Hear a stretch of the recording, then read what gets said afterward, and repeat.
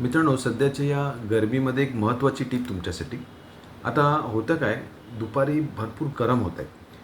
आपल्याला कुठे ना कुठे बाहेर जायचं असतं, काही काम करायचं असतं आणि अशावेळी आपण दुपारी उन्हामध्ये बाहेर गेलो की आपण घामाने पूर्ण भिजून जातो.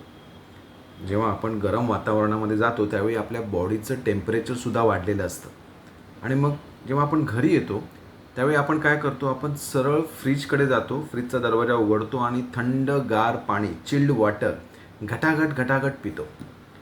बघा मित्रांनो, आयुर्वेदामध्ये ही गोष्ट जी आहे, म्हणजे आपलं शरीर तप्त झालेलं असताना, गरम झालेलं असताना थंड पाणी घटघट फटाफट पिणं हे विरुद्ध सांगितलेलं आहे. यामुळे वेगवेगळे त्वचाविकार होऊ शकतात, तसंच पोटामधले जे आपलं पित्त आहे ते सुद्धा बिघडू शकतं.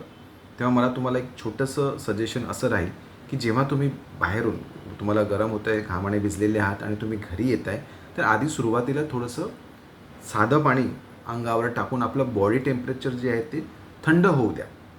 साधं पाणी टाका, अंघोळ करा किंवा हातपाय धुवा, एक 3-4 मिनटं बसा पंख्याखाली, तर त्यामुळे बॉडी टेम्परेचर तुमचं शांत होईल आणि त्यानंतर मग तुम्ही पाणी प्या. शक्यतो साधं पाणी प्या, पण तुम्हाला जर फ्रीजचं पाणी प्यायचंच असेल तर घटघट फटाफट पाणी पिऊ नका, बसून हळूहळू पाणी पिण्याचा प्रयत्न करा. नक्कीच ही टिप जी आहे ती तुम्हाला तुमच्या आरोग्यादृष्टीने उपयोगी पडेल.